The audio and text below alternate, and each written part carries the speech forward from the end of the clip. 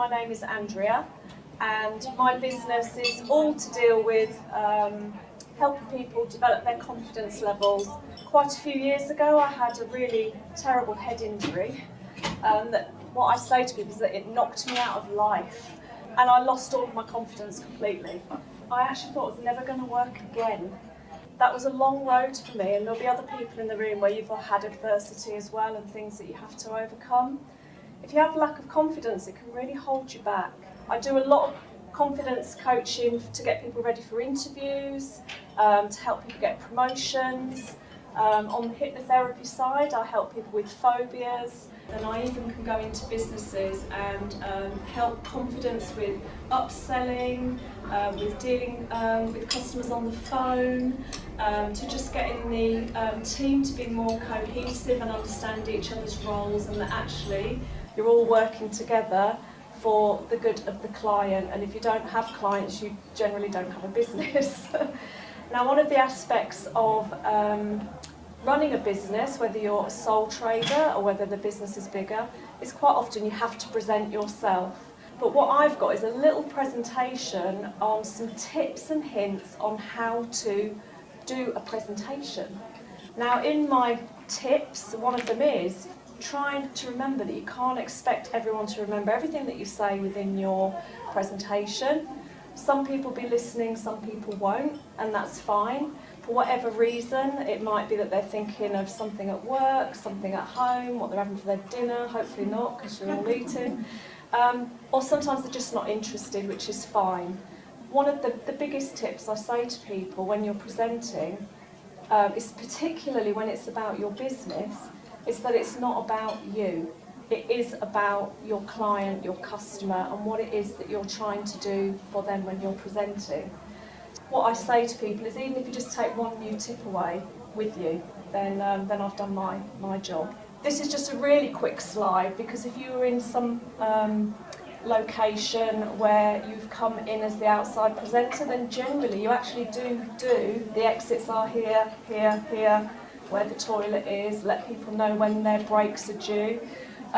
Breaks are important because people then know how long they've got to concentrate for before they can have a break.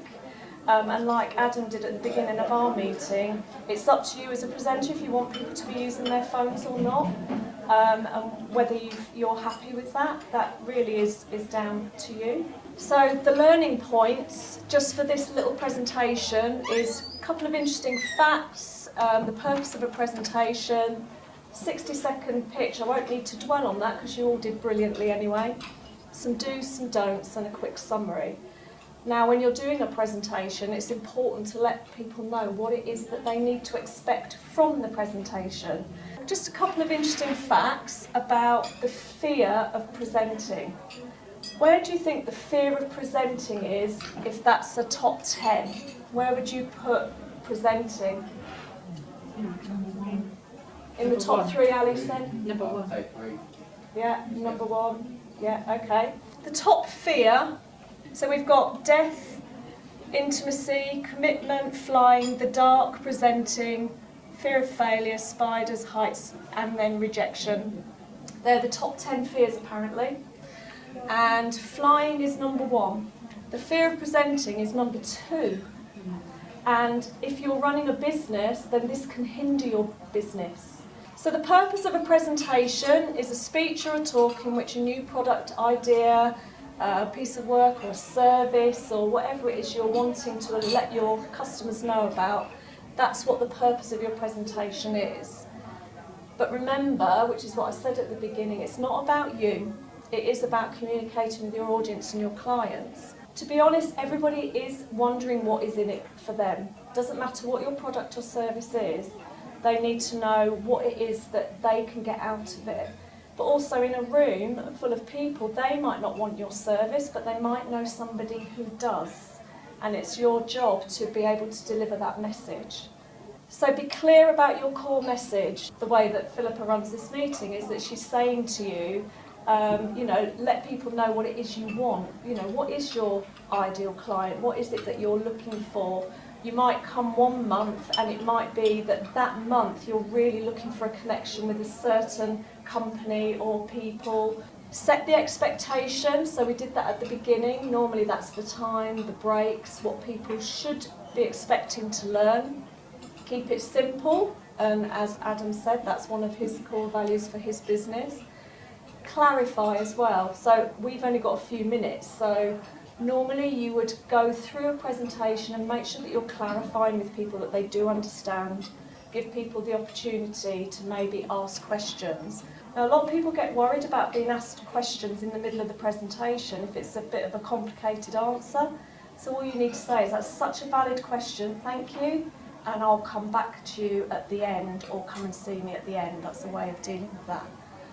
Now, we all have a way that we learn. So we're either auditory, visual, or kinesthetic, which means touchy-feely, and that we learn by doing. We'll all have one dominant way that we like to learn. Hopefully you can appeal to people, and in my tips it says that we only take on board about 7% of the words that are actually said. The rest of it is the tone. So hopefully my tone is a confident one, but if I was very rushed and worried, you would notice that, and people notice the tone. But more than anything, it's your body language. And a lot of people around the room were saying about their core values. You know, one of mine is being authentic, and that will show in the way that you actually deliver your body language when you're talking about your business and what it is that you do. It's about being congruent, and that actually shows. We all pick up on that. If you're going to give a presentation, definitely practice. And some of you in the room will know what the 7 Ps are. Does anybody not know? No? Yeah, so it's prior, preparation and planning, prevent, beat, poor performance. Also, always have a plan B and hook the audience in with a benefit to them. And you can tell a story. Sometimes a story is very effective in how to deliver a message, and then give handouts and tips, or maybe there's a website they can go to or something like that. And obviously if you practiced, if you've got a plan B, because even Deborah said as she came in, it doesn't matter if I can't have a projector, because I've already worked out how I'll deliver it if that doesn't happen. So she's got a plan B. Okay? The do's: smile, relax, enjoy your presentation. Be aware of your body language and try and engage and look at your audience. If you're particularly nervous, then just look to the top of someone's head at the back of the room, but try not to just focus on one person while you're doing your presentation, because it can make that person feel very uncomfortable. Don't mumble, waffle, fiddle with things, and guys, they're the worst of that. They've got things jangling in the pocket. Obviously don't stand in front of your projector, and a lot of people do that and they don't realise they're doing it. Try not to make wild claims or give incorrect data. Make sure that everything is validated. Don't over-gesture as well, and that's why I've put those two there, because politicians, when we talk about being congruent, they're really not doing that at all.